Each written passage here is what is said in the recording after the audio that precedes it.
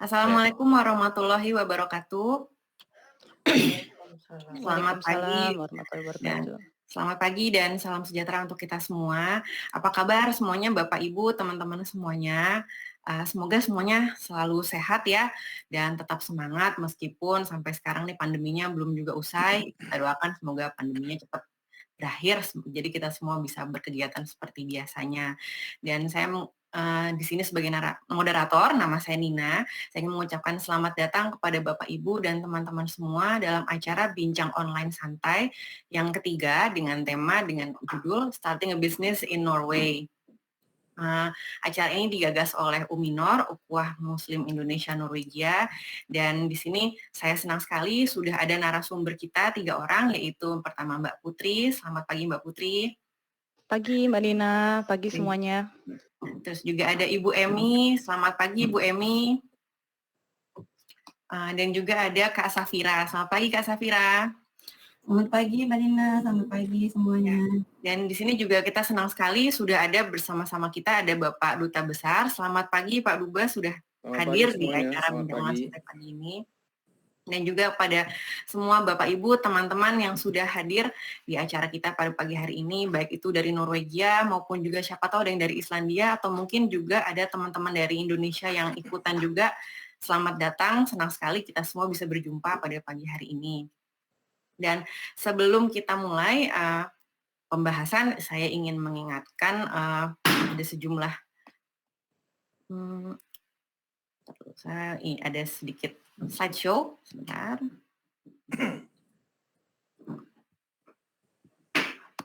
Itu yang pertama ada sudah kelihatan ya screen-nya? Belum ada, mohon. Sudah Mbak Dina, di full screen ya sekarang sudah.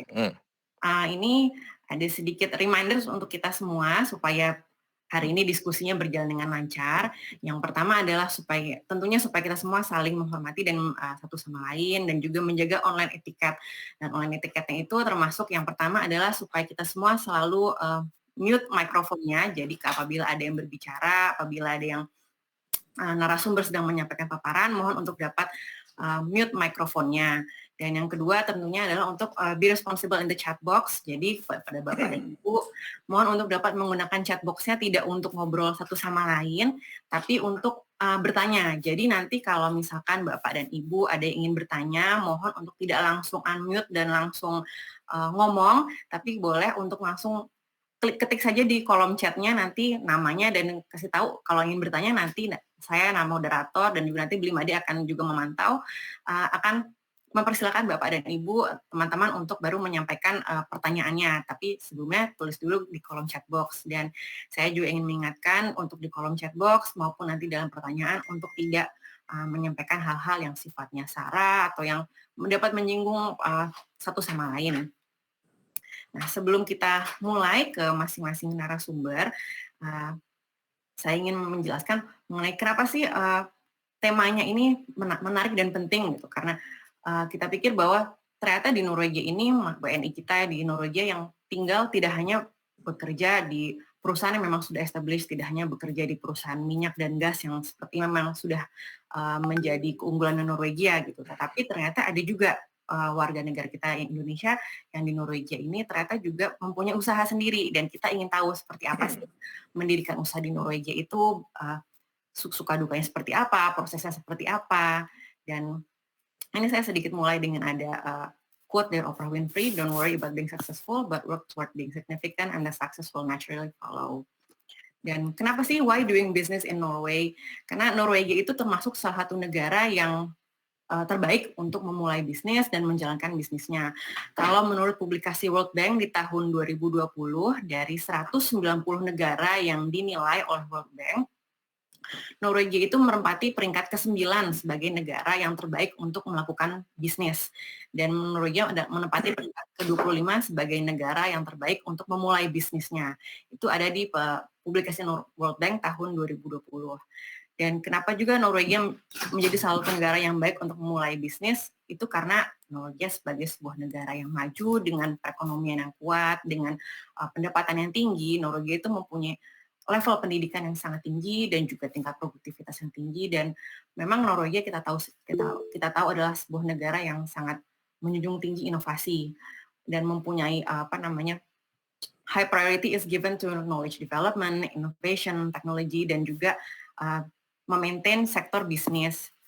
Jadi Norwegia tidak hanya sekarang ini tidak menjadi sebuah negara yang maju di bidang oil and gas, energi, maritim, dan juga seafood, tapi juga Norwegia itu juga sekarang sudah banyak perusahaan-perusahaan lain yang sudah mulai maju, yang startup, kemudian juga fintech, education technology, dan dalam bidang teknologi lainnya itu sudah mulai maju saat ini di Norwegia.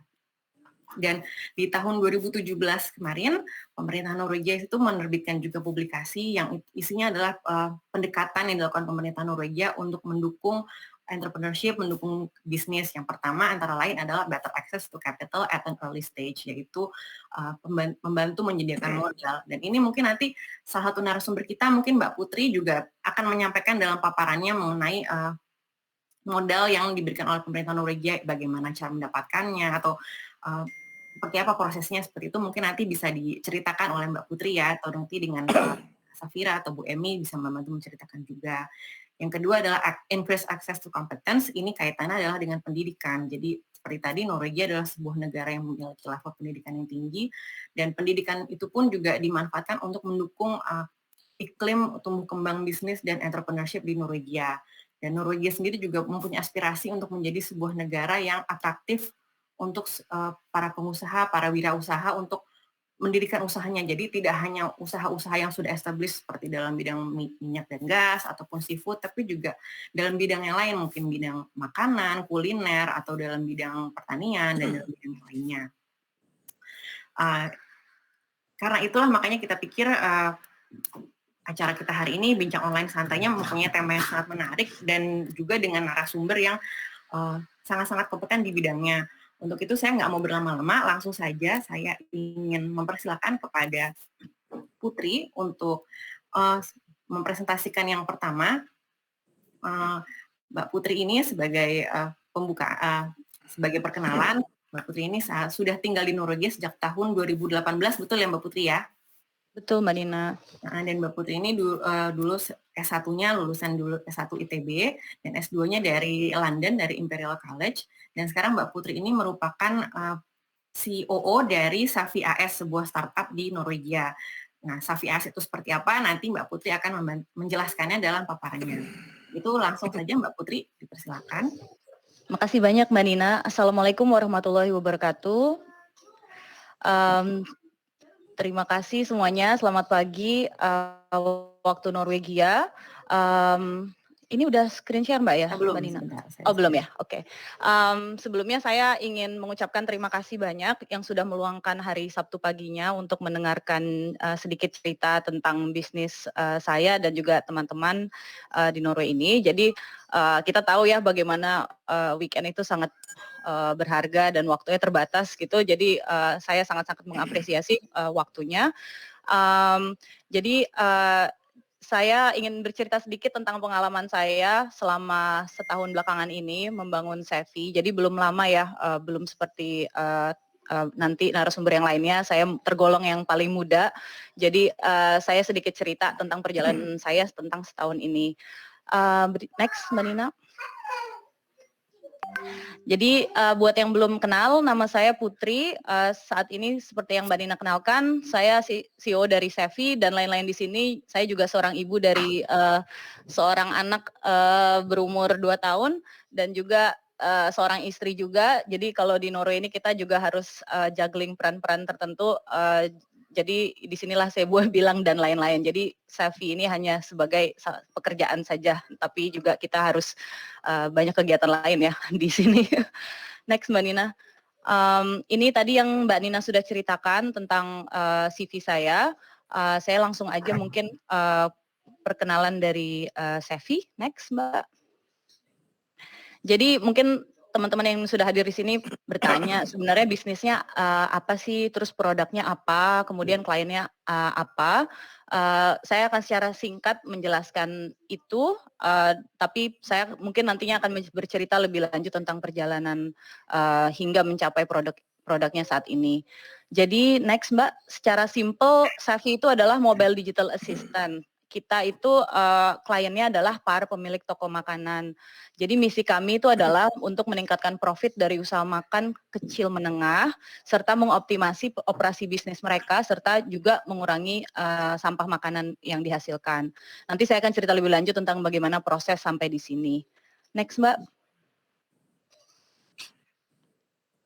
Oh Mbak Dinanya pergi ya. Jadi bagaimana awal mulanya? Nggak apa-apa Mbak. Jadi next Mbak, sebelum saya ke Norway itu, jadi saya pindah sini tahun 2018. Di sana di Jakarta saya kerja, kemudian saya pindah karena ikut suami karena menikah.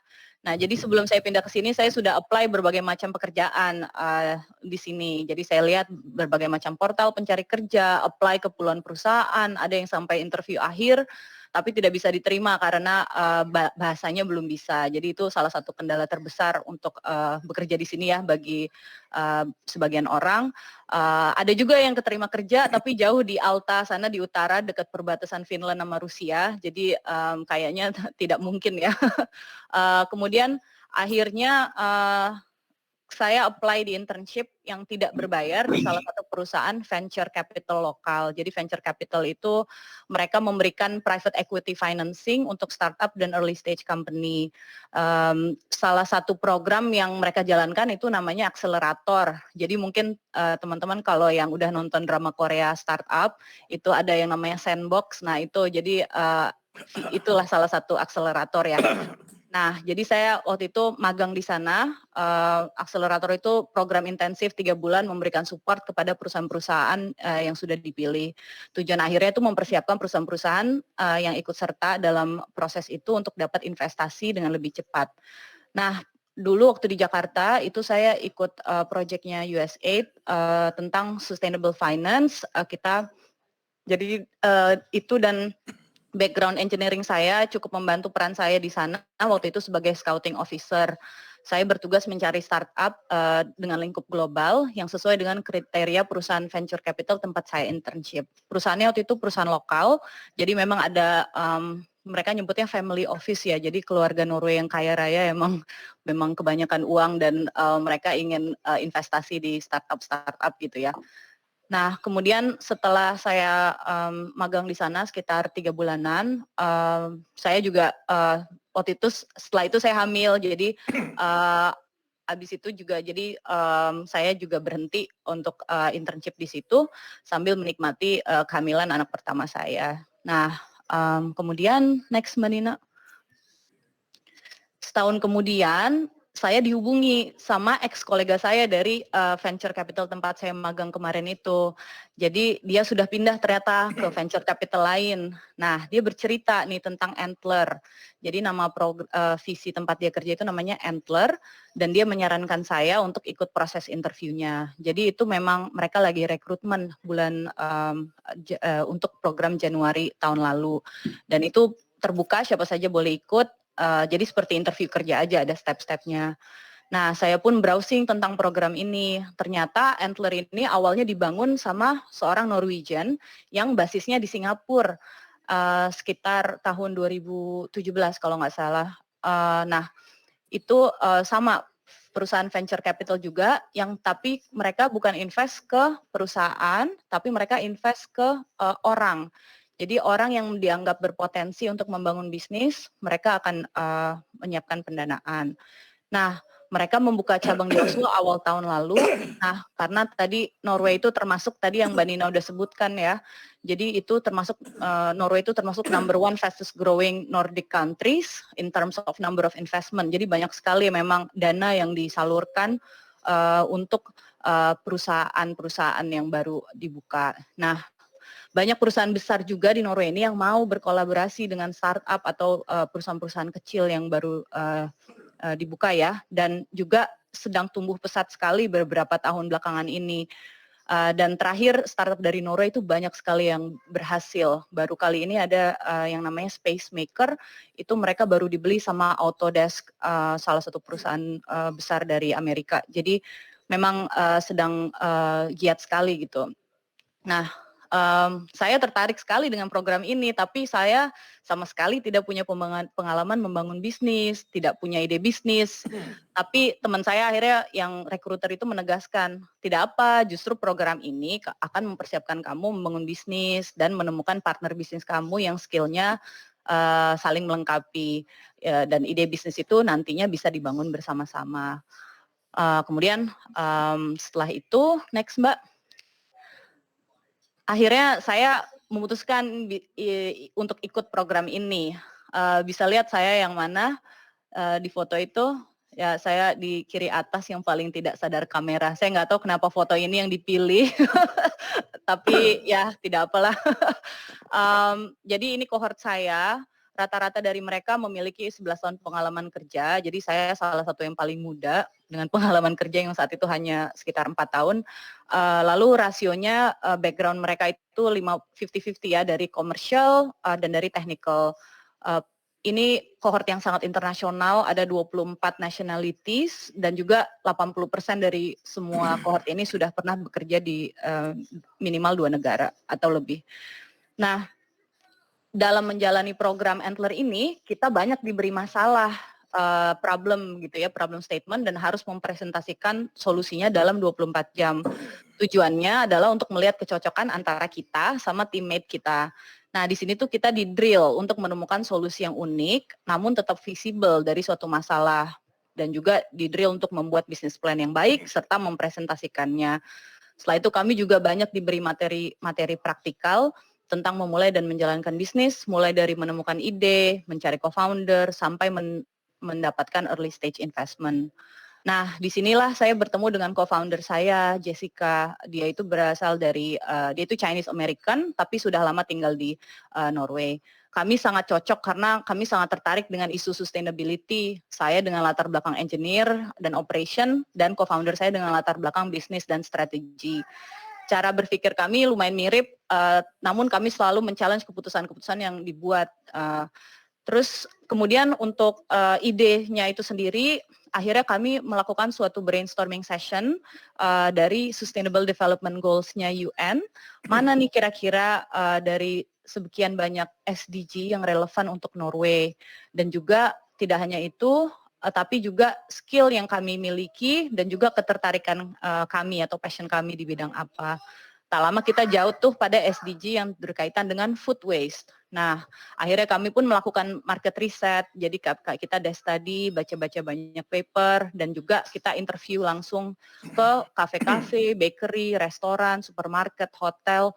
Kita benar-benar satu weekend tuh kita keliling, ketok-ketokin masing-masing cafe bakery, ya udah nekat aja nanya-nanya ke store manager di mereka, berusaha memahami hari-hari mereka dan mengapa pada akhirnya itu ada sampah makanan di akhir hari. Jadi kami pun menyimpulkan bahwa para manajer ini kesulitan untuk memprediksi jumlah makanan yang akan dibuat karena adanya fluktuasi dari jumlah pengunjung yang datang tiap harinya. Nah, jadi mereka pun bertugas untuk melakukan planning seberapa banyak sih yang harus mereka pesan, dan itu mereka nggak suka melakukan itu dan lebih suka melayani pengunjung. Situlah tercetus ide, bagaimana kalau kita membuat hari-hari mereka lebih mudah dengan cara memberikan angka-angka yang mereka butuhkan. Jadi inilah yang kita lakukan. Kita menggunakan data transaksi yang sudah terjadi, menggabungkannya dengan data open source yang lain seperti cuaca, liburan, dan musim, dan sehingga kita bisa memprediksi penjualan barang per produk dengan tingkat keakuratan yang lumayan tinggi. Jadi produknya itu software as a service atau SaaS ya disebutnya sekarang, yang menargetkan para pemilik bisnis. Jadi business to business solusi yang kita tawarkan. Next Mbak. Jadi ini tuh solusi yang sebenarnya tidak baru karena sebenarnya McDonald's, Starbucks yang besar-besar itu sudah melakukan, cuman mereka itu sangat custom ya, mereka bayar mahal untuk produk ini. Nah, kita pengen produk kita accessible buat small and medium business dan juga bisa dipakai oleh orang banyak sehingga yang perusahaan-perusahaan bisnis makanan kecil itu tidak terdorong oleh perusahaan-perusahaan besar. Next, jadi kita instead of sistem yang sangat desktop base, kita ingin menawarkan solusi yang praktis dalam bentuk di handphone. Jadi sangat mudah untuk mereka untuk melihat data-datanya.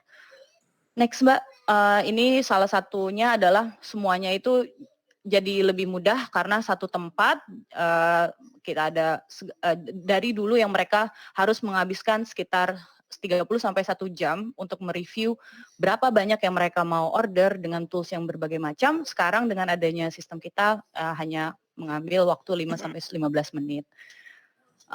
Kemudian berikutnya pasti pertanyaannya muncul, bagaimana menjalankannya, dari awal itu hingga sekarang. Nah, jadi dari tadi, 59 partisipan Antler, jadi terbentuk 20 perusahaan dan hanya 8 yang pada akhirnya mendapatkan funding, setelah program 3 bulan tersebut. Nah, alhamdulillah kami itu salah satu tim yang mendapatkan funding. Alasan-alasan kenapa tim lain itu gagal, itu adalah yang pertama kurang validasi atau bukti dari customer bahwa ini produk yang akan berhasil.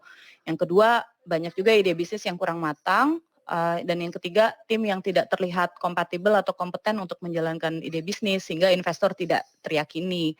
Nah, karena kami udah tahu apa yang dicari oleh investor, kami trace back itu. Jadi kami pastikan bisnis plan kami itu sangat sound. Jadi kami kumpulkan letter of intent dari customer yang menyatakan bahwa mereka siap menjalankan pilot project bersama kami. Jadi kami berulang-ulang presentasi ke berbagai macam orang yang suka dengan idenya, tapi juga yang tidak suka dengan idenya. Kita pastikan kami punya jawaban-jawaban yang bagus atas segala pertanyaan dan keraguan dari investor. Yang ketiga, kami secara sadar mengetahui kelebihan dan kekurangan masing-masing sebagai ini co-founder dan juga kami berusaha untuk saling melengkapi. Kami tidak punya technical officer yang sangat penting di startup, tapi kami pastikan ini bukan kendala yang besar dari awal.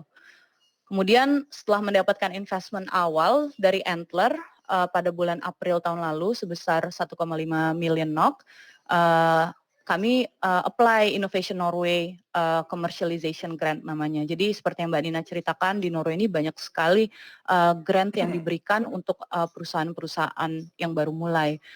Jadi kita hanya berikan proposal, dan alhamdulillah kami mendapatkan 1 million NOK dari mereka pada bulan Mei tahun lalu.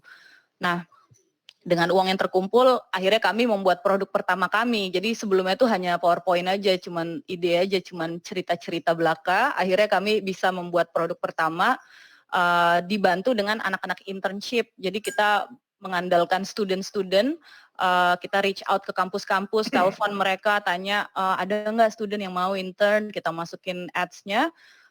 Dan juga kita mengandalkan teman-teman di sekitar kita yang tahu dengan apa yang kira-kira kita kerjakan, dan juga akhirnya uang yang kami kumpulkan kami gunakan untuk bayar tim di Ukraine untuk membuat app-nya.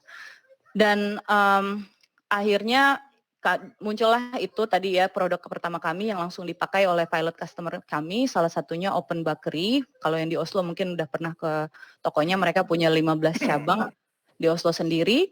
CEO-nya sangat suportif. Kami juga in contact sama mereka dari Norwegian Baker Association. Itu juga kita cuma nelpon aja, cold calling gitu.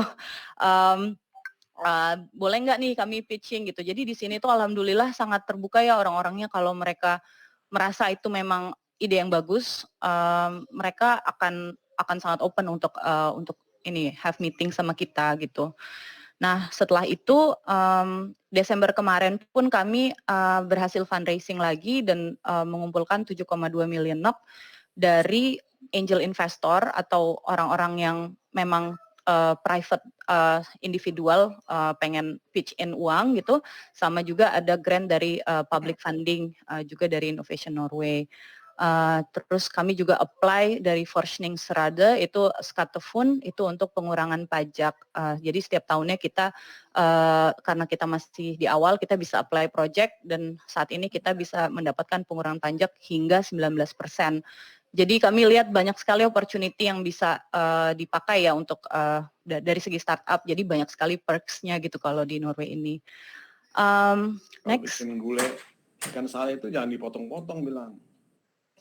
Iya utuh aja. Ya, kemudian yang berikutnya adalah kenapa jadi temuan yang kita pakai untuk pilot customer tadi kita gunakan untuk bahan presentasi ke perusahaan-perusahaan lain untuk mendapatkan customer lain dan tentunya investor baru.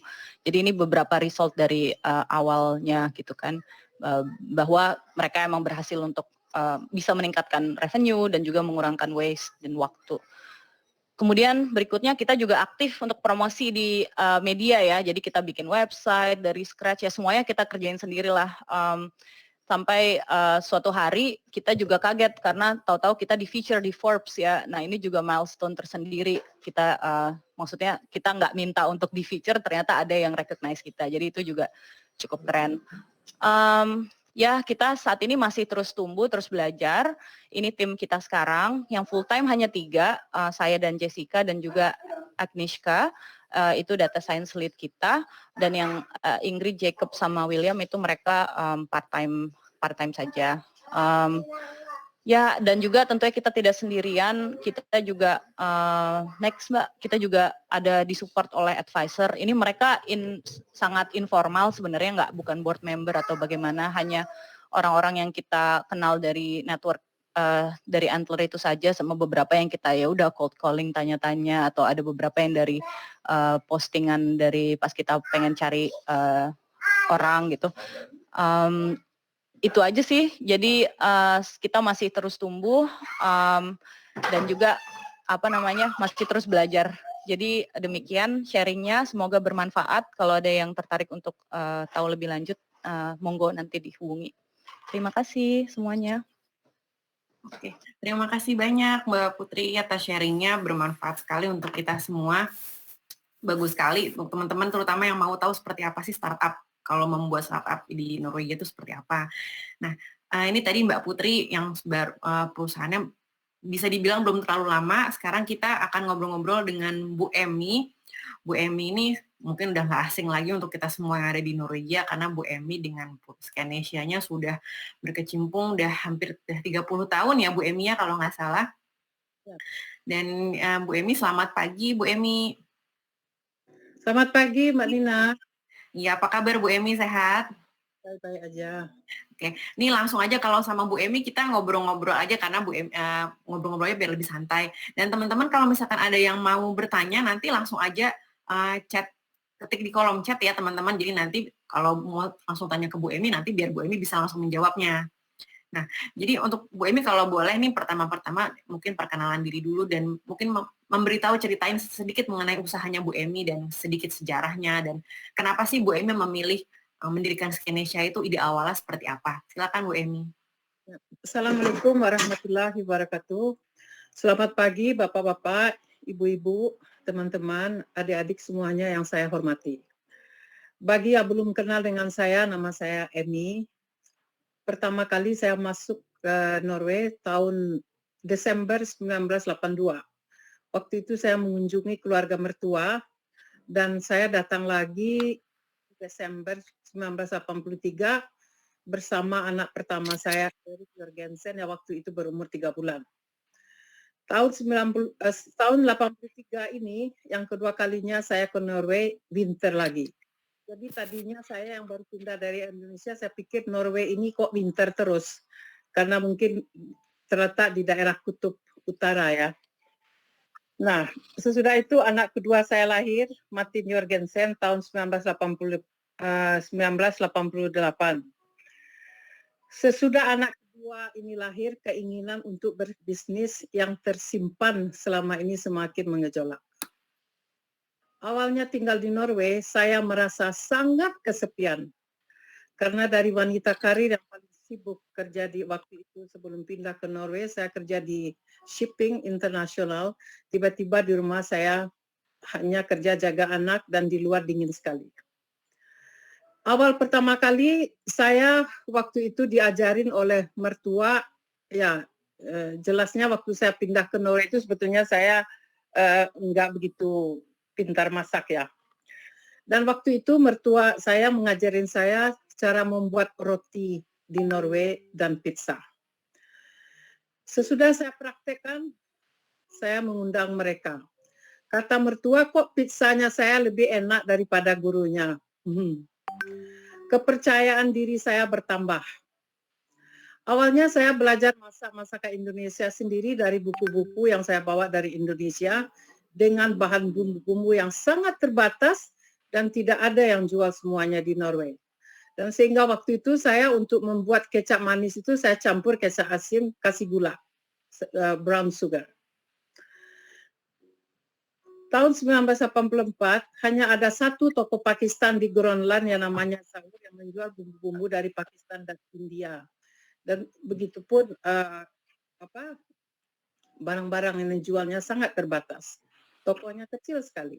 Tapi saya bisa beli bumbu-bumbu untuk masakan. Hobi memasak semakin mendalam dan memberanikan diri mengundang saudara-saudara, suami dan teman-teman terdekat dan sukses. Alhamdulillah, they love my food. Semangat, go on. Lama-lama saya dapat orderan dari mereka yang akhirnya customer bertambah. Reklame dari mulut ke mulut hingga ke Barum Komune.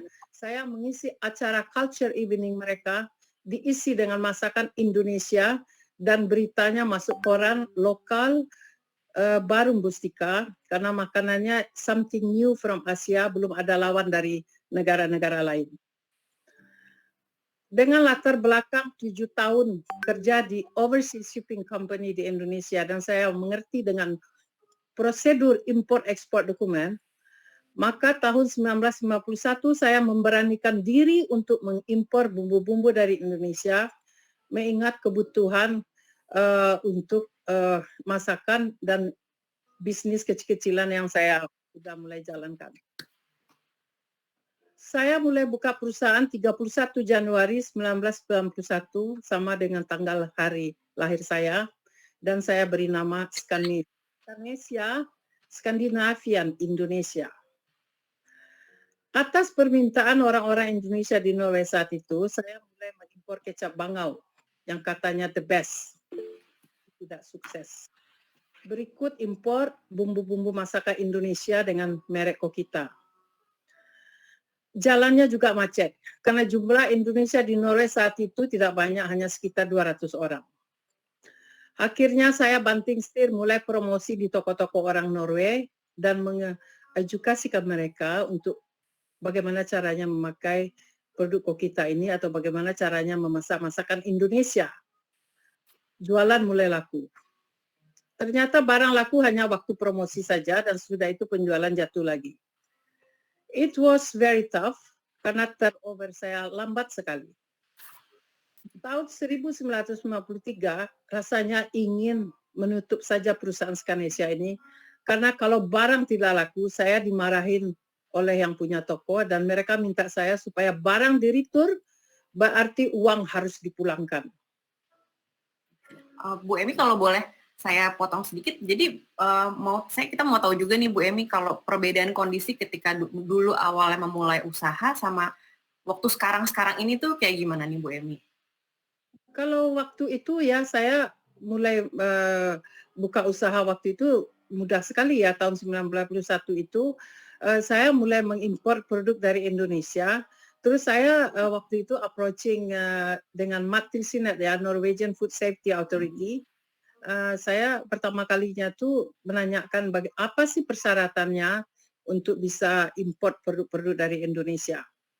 Nah, waktu itu saya berkenalan dengan salah satu staf dari Mattilsynet yang kebetulan saya tinggal di Barum dan waktu itu kantornya juga di Barum dan dekat sekali dari rumah saya. Dan saya itu sering datang ke tempat mereka menanyakan persyaratan untuk import produk-produk makanan yang pertama kali saya mulainya dari Indonesia waktu itu. Kemudian mereka mengajarkan saya dan waktu itu Mattilsynet itu waktu zaman saya itu kayaknya mereka itu tidak banyak kerjaan kayak sekarang ya, mereka tidak sesibuk sekarang. Jadi mereka itu mengajarkan saya sangat detail sekali. Dia mengajarkan saya bagaimana cara membuat ingredients-nya dalam bahasa Norway. Terus saya bawa produknya saya ke mereka, saya perlihatkan kepada mereka ini produknya saya. Terus saya terjemahkan ke bahasa Norway, saya kasih lihat lagi ke mereka. Waktu itu mereka sangat baik sekali ya. Kalau sekarang sih nggak bisa lagi cara begitu. Jadi sesudah itu, sesudah mereka approve, Waktu itu sih gampang sekali ya, karena mereka tidak meminta terlalu banyak persyaratan seperti yang sekarang ini. Kalau dulu itu persyaratannya itu asal ingredients dalam bahasa Norway dan tidak memakai zat warna yang tidak diizinkan atau memakai e-number yang tidak diizinkan masuk ke Norwegia. Nah, sesudah mereka dapat approve, nanti saya diberikan surat approval dari produk-produk yang akan saya import itu. Nah, sesudah itu saya mulai import. Kalau sekarang ini tidak begitu. Kalau sekarang ini kita boleh aja import what you can just import what you want.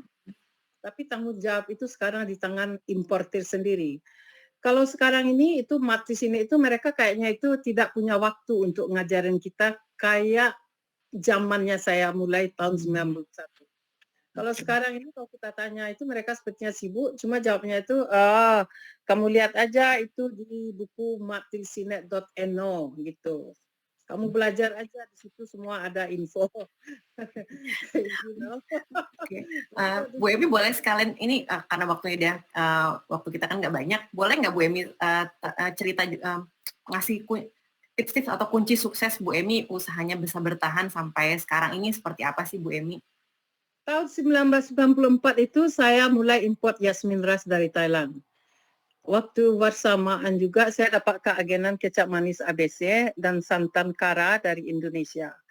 Turnover saya mulai bagus, kapital bertambah, dan saya mulai buka kafe di Maistua tahun 1997 dengan nama Cafe Emis Indonesia Spesialitate di Maistua, dan saya juga menjual produk-produk Indonesia di situ. Kafe ini mendapat perhatian banyak sekali dari media karena sesatunya kafe Indonesia dengan masakan Indonesia di Norway. Saya sering diinterview media mulai dari Oslo Posten, majalah VG, Ukebladet, Women Magazine, banyak lagi yang saya lupa, dan juga NRK sebagai customer saya yang paling banyak waktu itu. Staff NRK karena dekat dari mahasiswa mereka sering belanja ke kafe kita. Jadi kafe saya itu dapat promosi gratis dari media-media tersebut. Langganan bertambah, alhamdulillah popularitas bertambah karena tidak ada lawan dari negara Asia lainnya. Muka saya sebagai pendatang dari Asia pertama kali masuk di media Norway, NRK membuat acara profil tentang saya. Waktu itu punya perusahaan impor dan kafe. Maksud NRK membuat acara tersebut hubungan dengan motivator untuk pendatang-pendatang dari negara lain yang masuk ke Norway. Mereka membuat video profil saya mulai dari pagi sampai malam mengikuti program-program kerja saya seharian dan mereka tayangkan di acara Migrapolis NRK beberapa kali. Makanan favorit orang Norway saat itu adalah sate ayam, lumpia, gulai ayam, ayam panggang dan sebagainya. Bagi mereka makanan ini sangat aneh dan sangat disukai sekali. Waktu itu sate ini merupakan something spesial karena bagi mereka itu aneh. Mereka nggak pernah lihat ya. Memang waktu itu sih kalau boleh saya bilang Norway itu sangat kampung sih, Eropa yang bagian kampungnya itu kalau boleh saya ngomongnya gitu. Menu sate sangat populer sekali sehingga media-media Oslo Posten yang pertama kali menulis tentang menu tersebut. Sudah itu beberapa hotel besar antara lain Grand Hotel, hotel-hotel di Geilo minta kerjasama dengan saya, riset gratis dari media-media tersebut. Tahun 1954 saya mulai supply Jasmine Ras ke supermarket Chenko melalui promosi demonya di supermarket, di Ops, Chain, Mega seluruh Norway. Coop mulai memesan 2-3 kontainer per tahun awalnya. Ternyata edukasi Jasmine Ras di pasar Norway sukses hingga tahun 2000 penjualan meningkat menjadi 75 kontainer per tahun. Nah, waktu itu saya diminta oleh Coop Norge untuk deal dengan hovedkontornya di Denmark supaya bisa memberikan penawaran untuk Coop Chains seluruh Nordics. Tapi kami gagal dengan deal tersebut karena dapat kompetitor lain yang menawarkan harga yang lebih murah daripada kami. Akhirnya mereka impor sendiri. Tahun yang sama, saya mulai buka restoran Emis Indonesia Spesialiter di Sandvika. Restoran kami waktu itu diresmikan oleh mantan Dubes RI Alamhan Tarmizi dan Wali Kota Bairung di daerah Elit Sandvika, Claudio Munez Ale. KBRI punya dokumenter peresmian restoran saya tersebut. Restoran Indonesia satu-satunya di Norwegia. Restoran ini sering didatangi oleh wartawan lokal, Barum Kita, Posten, Magazin Kapital, dan beberapa magazin wanita terkenal lainnya. Bu Emi, mohon maaf nih mau ini sedikit karena keterbatasan waktu. Nanti mungkin bisa dilanjutkan di sesi Q&A ya Bu Emi, kita ngobrol-ngobrolnya. Oke. Nah, kita lanjut lagi dulu ke narasumber yang berikutnya, itu Kak Safira. Nanti sama Bu Emi, nanti teman-teman kalau ada yang mau bertanya-tanya lagi, kita bisa lanjut lagi di sesi Q&A. Sekarang kita akan mulai langsung lanjut lagi ke Kak Safira. Kak Safira, halo Kak Safira. Bisa di-unmute? Halo Kak Safira, selamat pagi. Iya. Baik, teman-teman, Bapak dan Ibu, Kak Safira nanti akan menjelaskan mengenai jenis-jenis badan usaha atau produk usaha yang di Norwegia ini seperti apa pada umumnya. Kalau tadi Bu Emi dan juga Putri udah sharing mengenai usahanya masing-masing, sekarang Kak Safira juga akan menjelaskan mengenai badan usaha di Norwegia ini adanya seperti apa sih. Nah, sedikit mengenai Kak Safira ini sudah tinggal di Norwegia, di Oslo sejak tahun 2007. Sudah beli Kak Safira, ada suami, warga Lebanon, dan punya 2 anak sekarang.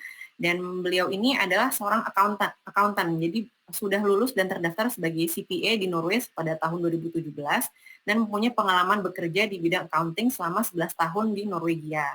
Dan sekarang Kak Safira juga bekerja di perusahaan milik sendiri dan mengelola accounting firm yaitu Amanah Remskap AS, dan sekarang terjun sebagai importer barang-barang tekstil sejak Desember 2020 dengan mengusung perusahaan sendiri namanya House of Sahara ya Kak Safira ya. Untuk itu langsung saja Kak Safira bisa langsung mempresentasikan. Sebentar ya, lihat dulu screen-nya. Iya. Silakan Kak Safira. Makasih Mbak Nina. Makasih, bismillahirrahmanirrahim. Selamat pagi waktu Norway semua. Kedengaran ya suara saya? Kedengaran Kak, silakan. Ya, jadi ya alhamdulillah seperti yang sudah dipaparkan, saya sudah berpengalaman bekerja selama 11 tahun ya di bidang akuntansi di Norway sejak datang. Kebetulan background saya memang accountant, lulus dari UI, lupa tahun berapa ya. Kemudian sempat juga kerja di Indonesia, kemudian magang, dan nggak tahu kenapa saya ubah haluan menjadi pramugari selama 4 tahun sampai akhirnya ketemu suami dan pindah ke Norway.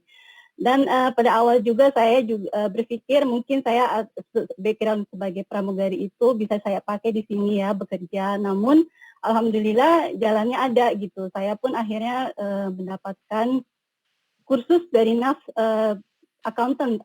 Kayaknya nggak tahu ya sekarang masih ada atau enggak. Kemudian setelah itu saya magang dan sejak itulah titik balik saya di dunia kerja di Norway itu mulai sejak magang, kemudian mendapatkan fast job, kemudian disupport sama employer ya untuk meneruskan kuliah gitu di sini. Kemudian saya lulus tahun 2017 dan membuka perusahaan tahun 2018. Jadi saya pertama-tama lebih akan memaparkan jenis-jenis perusahaan yang ada di Norway ya, agar membuat motivasi kepada ibu-ibu, bapak-bapak yang akan yang berniat untuk membuka usaha di Norway ini. Mbak Nina udah mulai ya. Next. Jenis badan usaha di Norway. Yang pertama itu jadi pemaparan jenis badan usaha di Norway ini pengkategoriannya ini berdasarkan kepemilikan dan tujuan sesuai undang-undang perusahaan beserta aturan perpajakannya. Jadi ada sekitar 15 ya bentuk usaha di Norway. Dan yang pertama saya akan memaparkan Enkelmannsforetak atau ENK. Ini merupakan badan usaha pribadi yang kepemilikannya per orang dan antara pemilik dan juridis perusahaan itu merupakan satu badan atau disebutnya NNF di sini di Norway. Karenanya Enkema Foretek itu tidak bisa dipindahkan. Alasannya karena pemiliknya itu identifikasi melalui perusahaannya dan memiliki tanggung jawab pribadi penuh atas hutang dan kewajiban perusahaan.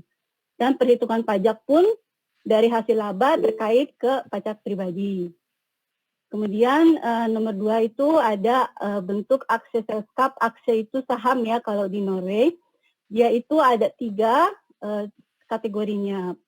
Jadi pemegang saham di sini bisa berupa juridis perusahaan atau orang pribadi, di mana minimal saham yang terdaftar itu 30.000 kroner. Dulu sebelum tahun 2012 itu minimalnya 100.000 kroner. Aksjeselskap itu bisa berupa operating AS, bisa juga berupa holding atau investment company, dan juga bisa berupa allmenn aksjeselskap. Saya akan memaparkan sedikit. Holding company itu didirikan hanya untuk memiliki saham di operating AS dan mengelola keuntungan dari aktivitas operating AS-nya. Mengapa kita tertarik membuka holding company ini? Karena ini seperti investment ya, jadi membantu menyebarkan risiko dengan menjalankan bisnis yang berbeda di perusahaan yang berbeda. Keuntungannya, jadi pada saat operating AS itu mendapatkan laba, jadi kita si holding company itu bisa mengambil dividen bebas pajak gitu. Jadi diinvestasikan kembali di perusahaan holding. Namun jika perusahaan holding itu perorangan, baru akan terkena pajak gitu. Jadi seperti kayak barrier gitu ya, seperti kayak tabungan untuk perusahaan operatingnya gitu. Kemudian Aksjeselskap. Ini adalah aksjeselskap yang terdaftar di bursa saham dan minimal sahamnya yang terdaftar menurut aturan saat ini adalah 1 juta norske kroner. Seperti itu. Contohnya minyak ya, perusahaan minyak seperti DNO, ASA dan sebagainya, atau Telenor ASA juga seperti itu. Kemudian ada Norsk Utenlandske Foretak. Ini adalah perusahaan asing yang melakukan kegiatan bisnis di Norwegia yang memiliki kewajiban mendaftarkan diri di Brønnøysundregister. Brønnøysundregister itu tempat pendaftaran perusahaan-perusahaan di Norwegia. Contohnya perusahaan induknya itu terdaftar di UK sebagai limited company yang melakukan kegiatan bisnis di Norwegia. Perusahaan limited tersebut bertanggung jawab atas kegiatan operasi di Norwegia. Pada saat ini pendaftaran untuk NUF itu sebesar 2.800 ya, tapi hanya berupa paper, bukan elektroniknya belum ada kebetulan.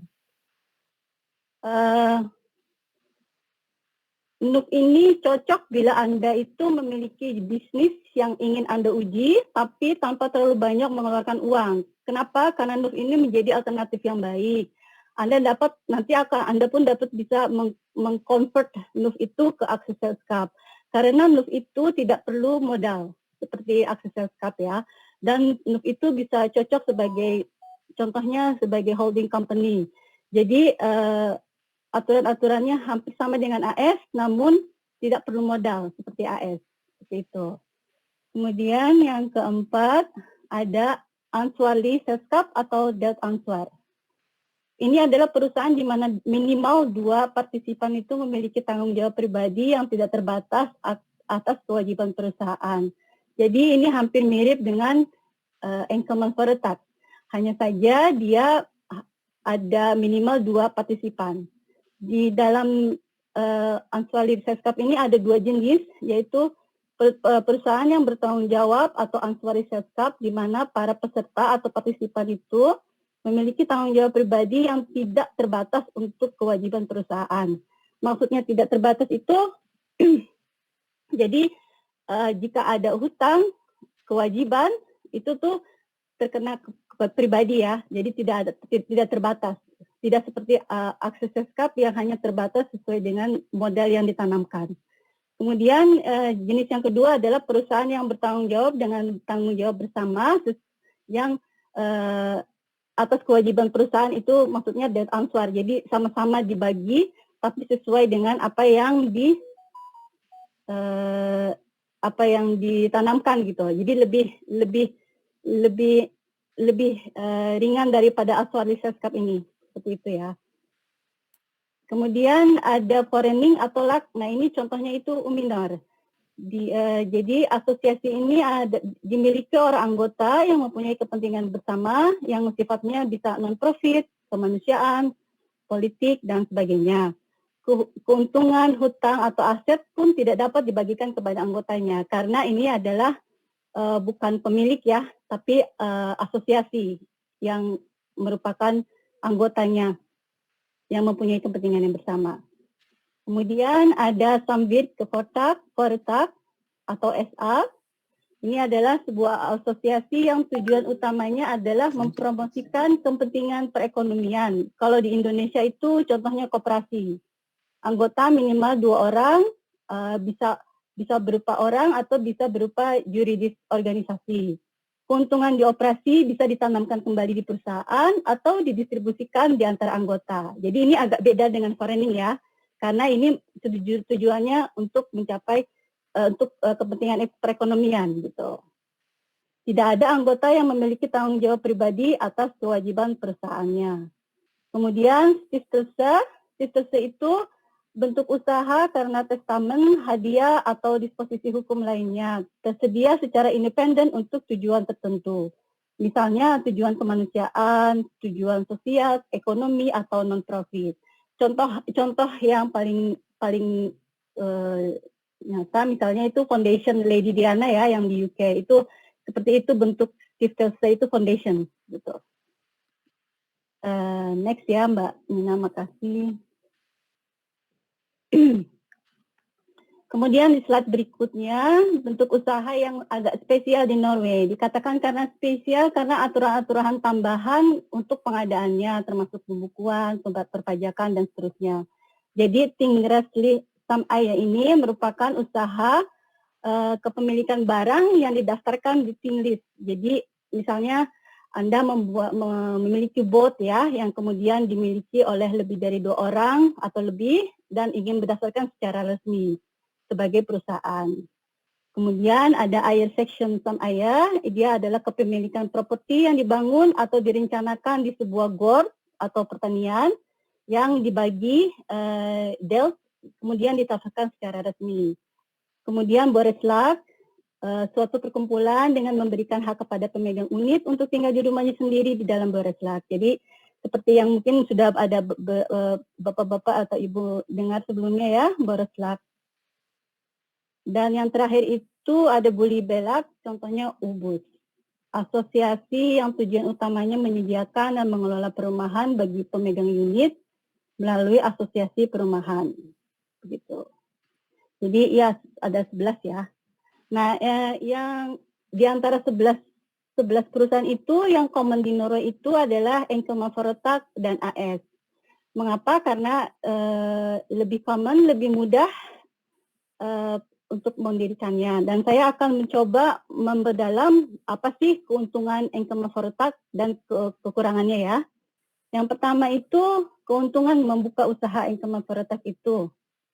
Satu, peluang untuk tabungan pensiun. Maksudnya apa? Setelah adanya reformasi pensiun di Norway itu, pengusaha diharuskan menabung untuk pensiun bagi karyawan mereka. Jadi kalau Anda bekerja di suatu perusahaan, pasti employer itu akan memberikan tabungan pensiun untuk Anda. Ini kewajiban di Norway sebagai employer. Nah, tabungan ini memberikan potongan pajak. Ini memberikan pemilik bisnis kesempatan untuk menabung pensiun mereka sendiri di perusahaan sendiri ya, begitu. Kemudian nomor 2 itu tidak ada persyaratan untuk menyetor modal. Jadi untuk Enkelmann-Foretak tidak harus ada penanaman modal, hanya membayar registrasi sebesar 2.250 ya saat ini. Begitu. Kemudian masih slide yang sama Mbak Nina? Ya. Kemudian biaya pendataan yang lebih murah ya. Jadinya dengan 2.250 seperti saya bilang tadi, Anda sudah bisa memiliki perusahaan gitu. Sudah terdaftar secara resmi. Dan tidak perlu membayar social contribution, maksudnya apa? Jadi selama Anda Enkelmann-Foretak itu adalah perusahaan yang terkait dengan pribadi. Jadi Anda itu sebagai employees untuk sendiri ya. Jadi selama Anda tidak mempekerjakan atau tidak memiliki pegawai di perusahaan Enkelmann-Foretak sendiri, jadi Anda tidak tidak harus membayar social contribution ini. Social contribution itu adalah fee yang dibebankan kepada employer di Norway. Jadi setiap employer itu berkewajiban membayarkan contribution fee ke negara ya. Tarifnya beda-beda sesuai dengan zona-zonanya. Nanti akan saya bahas sedikit di bawah. Jadi maaf ya. kalau boleh sedikit memotong, 5 menit lagi ya Kak ya waktunya. Oh gitu, iya boleh. Saya percepat kali gitu. Baik. Nomor 5, jadi tidak ada persyaratan formal. Jadi tidak harus ada laporan laporan tahunan seperti itu ya kalau punya perusahaan pribadi. Kekurangannya silakan Mbak Nina diganti. Anda mengambil resiko 100%. Mengapa? Seperti saya bilang tadi, jika jadi semua hutang-hutang itu akan terbebani ke pribadi sendiri ya. Karena Anda adalah satu badan usaha. Dan nomor 2, skenario terburuk adalah kebangkrutan pribadi. Nomor 3, rezim pajak yang buruk, maksudnya apa? Bahwa semua laba itu akan dikenakan pajak.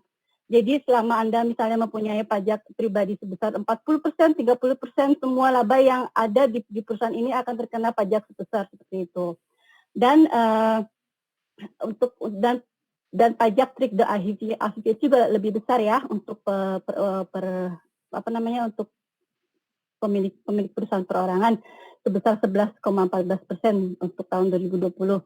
Terus Anda tidak berhak mendapatkan pengurangan pajak pribadi dan sangat buruk kerangka sosial. Maksudnya apa? Anda bukan pegawai di perusahaan sendiri, jadi Anda tidak mendapatkan benefit sebagai employee seperti itu. Masih ada waktunya Mbak Nina? Masih, Kak Sakira 3 menit. Ya. Kemudian saya berikutnya ke keuntungan memiliki usaha AS ya. Anda dapat bekerja di perusahaan sendiri, maksudnya sebagai employee, seperti itu. Jadi bisa memperkerjakan diri sendiri. Resikonya rendah karena segala tanggung jawab yang ada di perusahaan tidak menjadi tanggung jawab pribadi. Kemudian karena lebih dari 50% bentuk usaha di Norway itu adalah AS, jadi dianggap serius ya untuk membuka bank account, untuk mendapatkan pinjaman dan sebagainya, lebih mudah. Dan fleksibel jika ada hak pemilikan atau investasi baru, jika ada mau dijual sahamnya atau ada investasi baru itu lebih mudah. Dan tidak dikenakan pajak pribadi atas laba perusahaan, tapi perusahaan yang dikenakan pajak untuk tahun ini sebesar 22%. Kemudian tunjangan perjalanan atau diet dan mobil bebas pajak sesuai dengan tarif pemerintah. Ini bisa didapatkan jika Anda bekerja sebagai employee di perusahaan AS sendiri gitu. Kemudian perencanaan pajak, Anda dapat menggunakan perusahaan sebagai celengan untuk menghindari perpajakan yang berkelanjutan. Jadi selama uang tidak ditarik dari perusahaan Anda, tidak akan dikenakan pajak atau dividen ya. Jadi bisa reinvestasi di perusahaan lain bebas pajak. AS juga dapat menjadi pemilik perusahaan lain. Jadi AS pun dapat memiliki perusahaan lain dan menerima dividen bebas pajak. Ini contohnya seperti holding company. Dan tidak ada perlu mengaudit pembukuan sejak tahun 2011. Jadi untuk aturannya itu di atas omset di atas 6 juta kroner baru harus diaudit seperti itu ya. Jadi sekarang yang di bawah 6 juta itu tidak harus diaudit. Dan bank itu pun sudah bisa memberikan approval, jadi lebih mudah prosesnya untuk opening balance sejak 2013 karena sebelumnya harus melalui auditor. Dan juga bisa mendirikan perusahaan sendiri tanpa harus ada anggota board sejak 2013, maksudnya bahwa pemilik perusahaan itu bisa sebagai owner, bisa sebagai board, jadi hanya satu orang gitu, tanpa harus ada middleman. Jadi lebih mudah, lebih gampang. Gitu.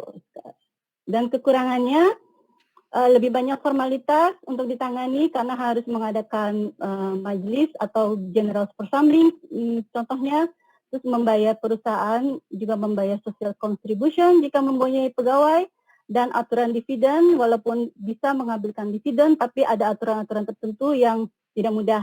Kemudian biayanya lebih tinggi untuk pembukuan setiap tahun sekitar 6.000 kroner ya minimal, dan memerlukan modal minimal 30.000 seperti itu. Oke, Mungkin nanti bisa dilanjutin kalau ada yang pertanyaan lagi bisa ya nanti Kak Safira ya biar kita bisa mulai sesi tanya jawab. Boleh. Oke, Silakan. baik. Terima kasih. Terima kasih banyak Kak Safira atas pertanyaan, atas penjelasannya tadi. Ini sudah ada, kita langsung saja bisa mulai dengan sesi tanya jawab. Ini tadi ada, dari Putri tadi udah langsung jawab pertanyaannya Rizky ya tadi ya. Jadi mungkin aku tambahin aja Mbak Nina kali ya. Oke, boleh. Silakan. Iya tadi makasih Rizky udah nanya. Tadi kayak Rizky ada 2 pertanyaan. Yang pertama tentang bagaimana idenya itu dari konsep sampai ke solusi itu seperti apa. Dan kita ini emang pakai algoritma artificial intelligence atau machine learning itu kenapa? Apakah itu dari visinya Antler yang suruh apa gimana gitu kan, apakah itu salah satu fokusnya. Nah jadi jawabannya adalah, tadi jawab apa ya? Oh jadi kita konsep itu memang kenapa konsepnya seperti itu, karena kita selalu mulai itu dari masalah ya, kemudian baru kita cari solusinya apa yang mungkin, kita jangan sampai kita start suatu bisnis itu dari solusi kayak, oh aku mau bikin sesuatu yang pakai teknologi blockchain nih karena lagi happening gitu, atau mau pakai bikin ini dulu deh mau bikin platform e-commerce gitu. Jadi jangan dari situnya dulu tapi dilihat dulu kendalanya apa gitu. Jadi masalahnya apa, nanti baru di brainstorm kira-kira solusinya apa. Nah, kalau dari Antler sendiri waktu itu fokusnya itu sebenarnya ada 3 ya, dan mereka pilih 3 domain. Jadi bukan solusi teknologi tapi bidang yang mereka tertarik. Di Norway itu mereka melihat opportunity yang besar di bidang pertama properti. Jadi properti itu kan ya seperti yang kita tahu di sini kepemilikan ownership terhadap suatu properti di Norway itu sangat tinggi. Jadi marketnya sangat bagus.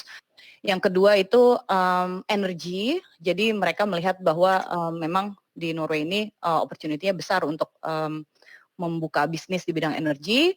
Walaupun memang barrier-nya agak tinggi ya, jadi agak susah juga sebenarnya karena ada monopoli dan sebagainya. Dan yang ketiga itu mobility. Mobility ini berkaitan dengan bagaimana transportasi manusia atau barang atau ya ataupun jasa dari satu tempat ke tempat yang lain. Seperti misalnya kalau kita lihat si electric scooter, Tier atau Voi yang berkeliaran itu salah satu fokus areanya.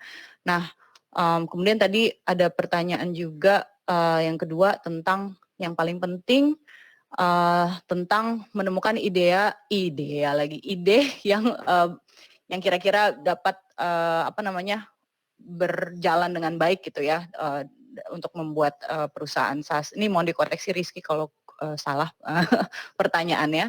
Cuman ya itu tadi berkaitannya sama yang tadi ya, jadi kira-kira apa ini pain point-nya, siapa yang mau pakai teknologi kita, siapa kliennya, pahami banget kendala terbesar mereka apa, hari-hari mereka seperti apa, pahami itu benar, apa kira-kira yang penting, hal-hal yang penting buat mereka, solusi selalu datang belakangan.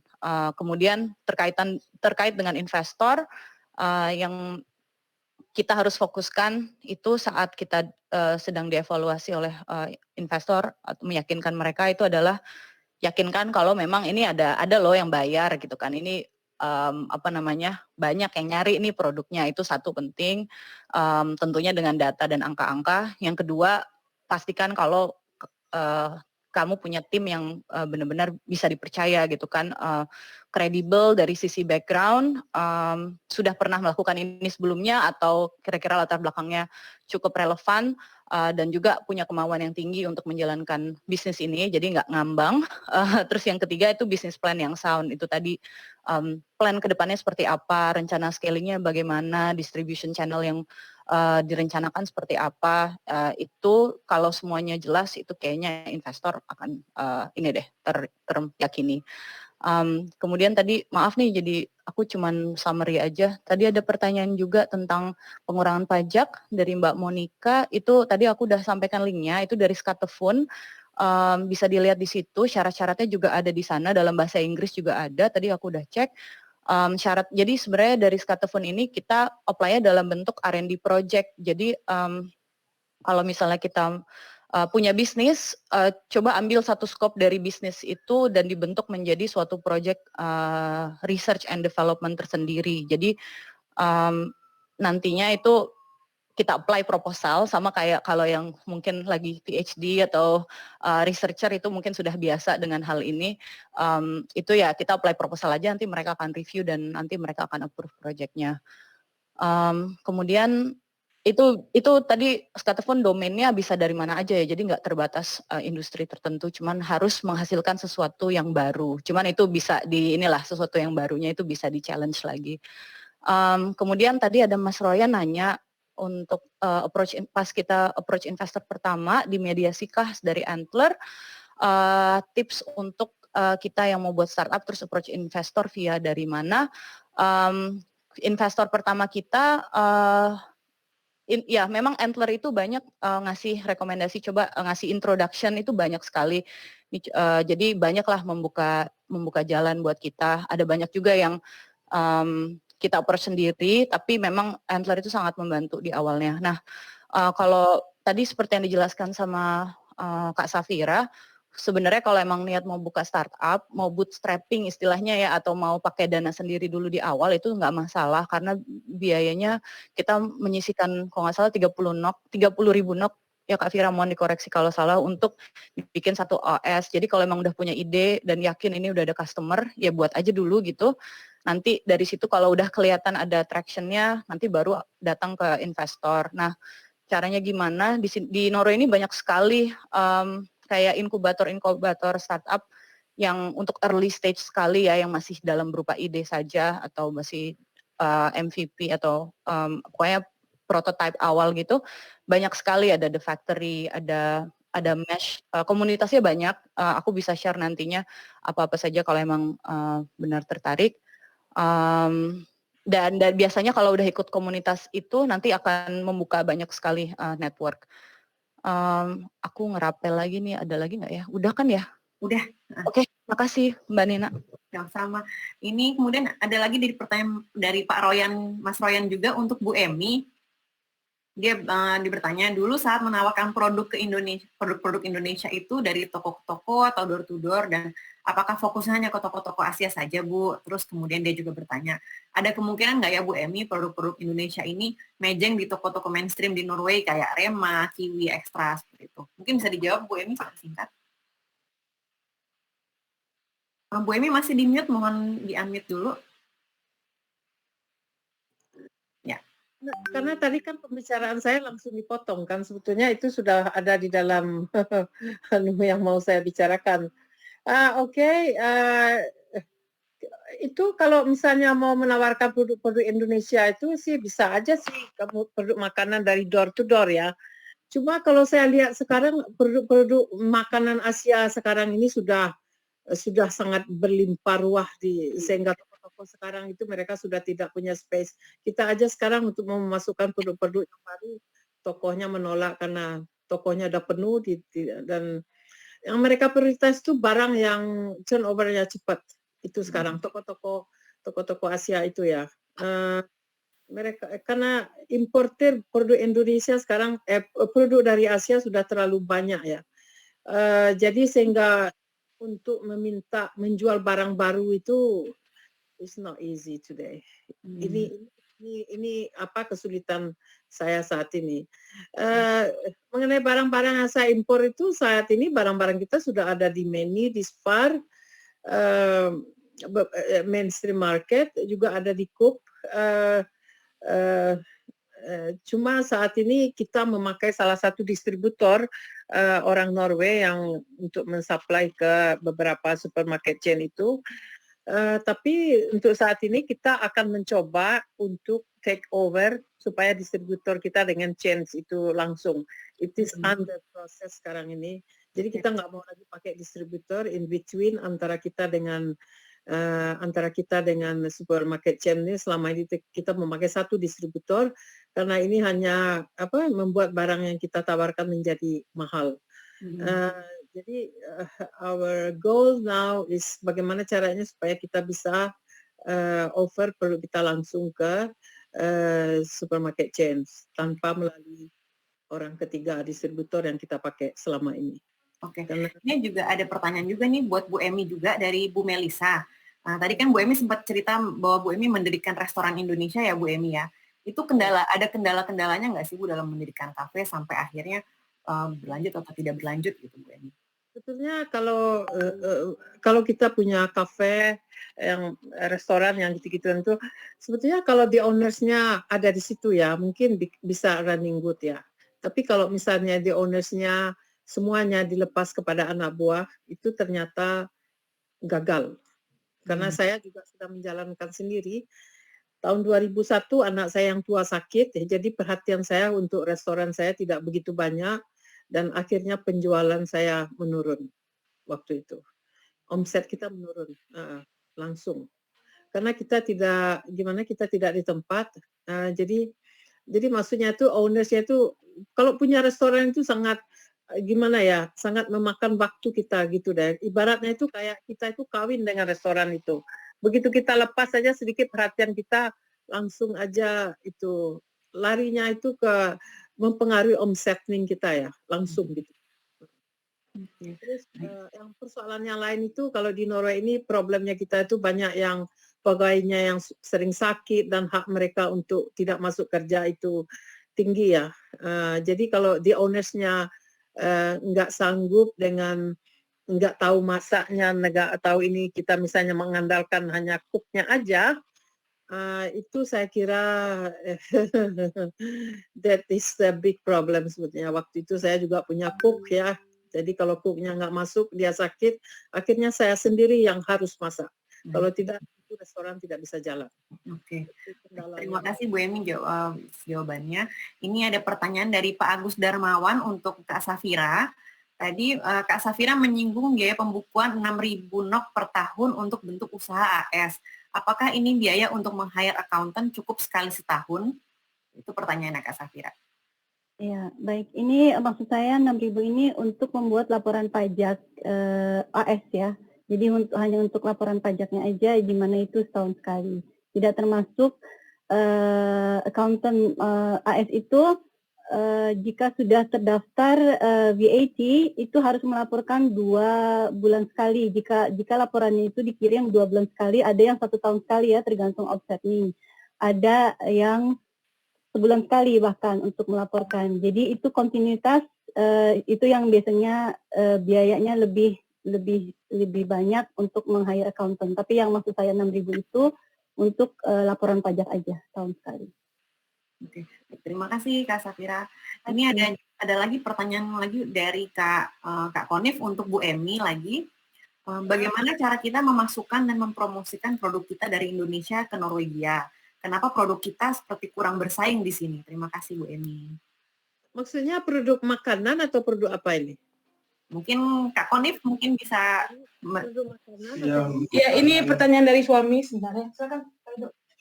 Produk seperti kopi atau makanan, intinya sih makanan gitu Bu. Kalau ya pengalaman saya itu kalau dunia kopi itu memang agak sedikit susah ya, karena saya juga sudah mencoba dulu gagal ya, jadi akhirnya batal. Karena kalau kopi ini sudah didominan sekali untuk oleh orang Norway sendiri. Nah sekarang ini juga mulai masuk kopi-kopi dari Italia, Spanyol mengisi rak-raknya mereka itu supermarket. Tapi ini maksudnya yang non mainstream supermarket ya, seperti toko-toko Asia itu ya. Jadi kalau misalnya untuk memasukkan bisnis kopi itu saya juga sudah mencoba beberapa kali dulu gagal. Saya nggak tahu itu gagalnya di mana. Jadi ternyata itu sekarang ini saya coba fokus. Kita juga akan mencoba menjual coffee green coffee yang mereka bisa olah sendiri. Masalahnya itu sekarang itu problemnya itu di pembakaran itu roasted coffee-nya itu yang kita orang Indonesia kita tidak punya pengalaman atau maksudnya itu ya kita tidak tahu seleranya orang Norway itu gimana itu standar pembakaran roastednya itu medium, middle, atau apa gitu. Itu ada ilmu tersendiri juga sih ya. Jadi mungkin itu kegagalan saya waktu itu. Oke, mungkin Bapak Ibu kalau ada pertanyaan lagi bisa langsung ketik aja di chat. Tadi saya sempat mau nanya sama Bu Emi juga nih, Bu Emi Bu Emi kan sudah 30 tahun berkecimpung di bidang bisnis di sini. Kedepannya kira-kira bisnis Bu Emi akan dikembangkan seperti apa? Apakah Bu Emi ada tertarik untuk membuat seperti online store untuk bisnisnya Bu Emi, atau bagaimana Bu Emi kira-kira ke depannya? Kedepannya itu begini, saat ini kita juga lagi mau buka, karena sudah kita pindahan ini, jadi saat ini gudang kita sudah terlalu sempit, kita sudah tidak bisa menerima produk-produk yang baru. Kita ada beberapa proyek yang akan kita impor dari Indonesia ya. Kita akan memasukkan Kara kembali, kita akan memasukkan beberapa produk dari Majora, kita lagi dealing sekarang. Jadi dengan adanya tempat yang lebih besar ini, kita akan lebih banyak memasukkan produk-produk makanan dari Indonesia, antara lain Kara, Majora, terus dari ginger candy, mereka juga menambah variannya yang exciting. Juga ini yang dari Indonesia ya, juga dari Vietnam dan Thailand. Saat ini kita juga mengimpor barang bukan saja dari Indonesia, kita mengimpor juga dari Malaysia, Vietnam, India, Thailand ya, tuh ya negara-negara itu, juga negara Eropa dan Amerika Latin saat ini. Sesudah itu kita juga sudah mulai mensuplai industri makanan yang dimana kita lever produk-produknya berupa in bulk.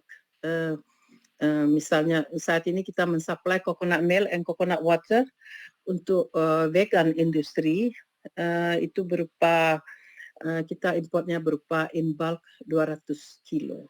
Jadi kedepannya itu saya juga ini our new business line itu mensuplai industri dan online shop. Under proses ya. Jadi maksudnya dengan gudang yang baru ini kita agak sedikit lebih leluasa untuk memperbesar bisnis aktivitas untuk Skanesia. Oke, terima kasih Bu Emi. Mungkin tadi kan kalau Kak Safira juga sudah menceritakan mengenai jenis-jenis badan usaha di Norwegia, tapi kita juga tahu Kak Safira akhir tahun lalu membuka usahanya House of Sahara. Mungkin bisa diceritakan sedikit Kak Safira usahanya seperti apa, terus kemudian asal muasalnya kira-kira gimana? Silakan Kak. Iya, jadi House of Sahara ini importir tekstil ya, tapi base-nya online. Jadi ini sebenarnya sih passion. Karena memang saya mulainya itu pada saat pandemi ya, saya tertarik gitu dengan tekstil. Kebetulan ibu saya juga dulu punya butik di rumah gitu. Jadi ya mungkin menular dan saya melihat juga ada kesempatan di sini gitu ya. Dan kebetulan sih sampai saat ini saya jualnya masih jilbab gitu ya sama beberapa aksesorisnya gitu. Tapi pengalaman juga gitu karena ternyata saya lihat UMKM di Indonesia itu sangat kreatif gitu. Mereka itu produk Indonesia itu sangat bagus untuk ke Eropa gitu. Cuman perlu support lah ya. Perlu ya kita ya sebagai warga Indonesia yang di sini pun yang sudah lama dan kenal tinggal di sini pun karena tahu aturan gitu ya. Jadi bisa ide dan membantu juga UMKM di Indonesia gitu untuk berkembang seperti itu. Tapi saya sih base-nya masih online ya, belum ada kepikiran untuk membuka toko di sini. Oke, berarti kalau yang bisnisnya Kak Safira ini barang-barangnya langsung diambil dari Kak Safira memesan ke UMKM di Indonesia langsung atau gimana itu Kak? Betul. Saya kebetulan saya mulainya itu pas pandemi, jadi saya sendiri belum pernah ke Indonesia sejak ini didirikan. Jadi saya semuanya online gitu ya, kontak semua dengan UMKM. Sempat juga kirim sampel gitu ya, seperti itu, barang dulu dikirim dulu dan saya cek dulu seperti itu, karena saya kan nggak bisa pulang ya, kebetulan sih keluarga semua membantu, ibu saya yang banyak membantu saya untuk cek quality seperti itu ya, jadi saya langsung terjun gitu kan, punya ada konveksi sendiri seperti itu, punya brand sendiri seperti itu, jadi insya Allah mudah-mudahan aja pasar di Eropa ya bisa menaikkan produk Indonesia yang nggak kalah saing gitu. Mereka itu pintar-pintar kreatif ya semuanya. Betul, terima kasih Kak Safira. Ini mungkin ada pertanyaan sedikit lagi juga dari Kak Butet nih, bukan pertanyaan tapi ya mungkin semoga ada yang bisa mengimpor sayur, bumbu-bumbu segar dan cabai keriting dari Indonesia yang bisa menolong petani kita. Nah kalau menurut pandangan Bu Emi, kira-kira mungkin nggak Bu untuk mengimpor langsung kalau misalnya kita lihat di proyek impor sayur itu sebetulnya saya sudah mulai research itu di tahun 2019 ya. Waktu saya ke Indonesia di Desember itu, saya sudah mulai research itu bagaimana rencana mengimpor sayur-sayur bumbu-bumbu dari Indonesia karena selama ini yang mengisi pasaran kita ini adalah dari Thailand dan Vietnam ya. Cuma waktu itu kendalanya waktu itu saya akan meeting dengan salah satu supplier di Indonesia yang sudah berpengalaman ekspor ke Eropa. Waktu itu banjir besar di Jakarta. Nah, sesudah itu besoknya saya sudah harus berangkat pulang ke Norway. Akhirnya rencana itu tergantung karena masalahnya itu untuk mengimpor sayur-mayur begitu kita harus memakai pesawat ya. Sedangkan pesawat yang masuk ke Norway sekarang ini sangat terbatas ya. Jadi untuk memulai bisnis sayur dengan import fresh by using flights itu terpaksa saya undurkan sampai situasi pandemi ini sudah tidak ada lagi sehingga saya menunggu flights rutin ke Norway masuknya itu seperti dulu ya, yang dari Asia itu bisa ada tiap hari ya, yang dari Asia ke Norway.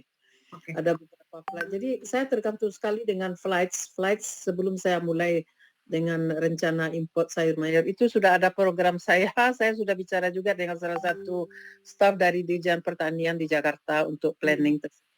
Oke, terima kasih. Mudah-mudahan bisa dijalankan ke depannya ya Bu Emi, begitu kondisinya lebih baik lagi. Itu under my program, yes. Oke, ini ada 2 pertanyaan untuk Kak Safira. Mungkin ini bisa jadi pertanyaan terakhir juga ya, karena waktunya sudah mau habis. Ini pertanyaan untuk Kak Safira. Yang pertama dari Pak Agus Darmawan. Kenapa memilih badan usaha ENK untuk House of Sahara? Bukannya itu resikonya besar terhadap keuangan pribadi? Itu yang pertama. Dan yang kedua pertanyaan dari Kak Konif dan suami untuk Kak Safira juga. Untuk usaha sampingan seperti masakan rumahan dengan skala kecil sesuai pesanan, apakah itu wajib lapor pajak? Itu Kak Safira 2 pertanyaannya, silakan. Iya, baik. Sebenarnya ada alasan saya membuka Income Forotalk untuk House of Sahara. Sebenarnya ini adalah perusahaan lama tahun 2018 untuk House of Sahara. Waktu itu terdaftar untuk perusahaan akuntan saya. Cuman setelah 2020 tahun kemarin saya akhirnya buka AS juga khusus untuk perusahaan akuntan saya. Jadi Income Forotalk itu istilahnya nggak ada aktivitas gitu. Jadinya di sini bisa menggantikan aktivitas branch. Jadi saya dari Naring Wixomhead, dari apa sih namanya? Branchnya dari bidang akuntan pindah ke importer itu bisa diganti dengan nomor organisasi yang sama seperti itu. Tapi mengapa juga alasannya saya jadi Income Forotalk itu kan keuntungannya gampang dibuka karena tidak ada modal ya. Itu pertama. Tapi saya melihat bahwa ini adalah sebagai batu loncatan aja gitu. Jadi pada saat pertama kita mulai itu memang sangat mudah untuk membuka Income Forotalk, tetapi saya punya jangka waktu punya target gitu, misalnya dalam setahun atau maksimum 2 tahun, nanti saya akan berubah lagi ke AS seperti itu. Jadi itu merupakan salah satu strategi juga seperti itu ya. Jadi tidak akan selamanya saya karena memang Income Forotalk itu bagus untuk yang start up awal yang tidak punya modal banyak, namun pada saat sudah mulai berkembang itu sudah bisa memikirkan resikonya dan bisa mengkonvert ke AS gitu. Jadi ada kemudahan gitu ya, seperti itu alasannya kenapa saya pakai Income Forotalk gitu. Oke. Tadi pertanyaan keduanya, kalau untuk usaha sampingan seperti masakan rumahan dengan skala kecil sesuai pesanan, apakah itu wajib lapor pajak, Kak Safira? Jadi intinya kalau di sini tuh peraturan pajak kalau Anda bekerja di rumah, misalnya salah satunya menjaga anak gitu ya, di rumah. Nah itu aturannya 6.000 masih free tax, tidak kena pajak. Tetapi yang pemberi gaji yang obdraft giver, yaitu pemberi gajinya itu harus melaporkan ke pajak. Namun bedanya walaupun harus melaporkan bahwa saya sudah mempekerjakan A gitu kan ya, tapi si A itu tidak kena pajak. Sama dengan halnya sesuai dengan sampingan masakan rumah, tapi ini saya bicara dari segi perpajakan ya. Kalau masalah izin dari Matisina mungkin itu case yang lain gitu ya. Jadi intinya pajak itu dilaporkan kalau bekerja di rumah minimal 6.000 tidak kena pajak. Tetapi jika pemberi pajaknya, jika employer-nya itu sebuah perusahaan ya, sebuah perusahaan yang terdaftar itu walaupun 1.000 kroner itu harus lapor pajak. Itu. Oke, baik. Terima kasih. Ini terus juga ada satu pertanyaan lagi dari Rizky untuk Putri. Cost of running SaaS company or other where the early investment goes to, itu kemana ya? Apakah untuk bayar interns? Ya sih, memang cost terbesar itu adalah buat salary. Intern tetap kita juga remunerate ya, walaupun tidak besar, tapi itu juga cost structure tersendiri. Selain itu cost structure yang besar juga kita bayar buat development produknya itu sendiri ya. Kalau kita outsource itu juga cost tersendiri. Oke, terima kasih. Terima kasih. Mungkin ada yang ingin bertanya lagi. Kalau ada yang ingin bertanya mungkin bisa langsung saja unmute apa bagaimana? Kalau ada yang ingin bertanya. Baik, oke, kalau misalkan tidak ada Bapak dan Ibu, untuk teman-teman Bapak Ibu yang ingin mendownload bahan paparan, saya tadi udah kasih linknya di chat, mungkin bisa dicek dulu linknya di Google Drive, saya tadi sudah berikan, mungkin kalau memang mau di-download, sebelum nanti kita tutup, takutnya kalau linknya keburu hilang.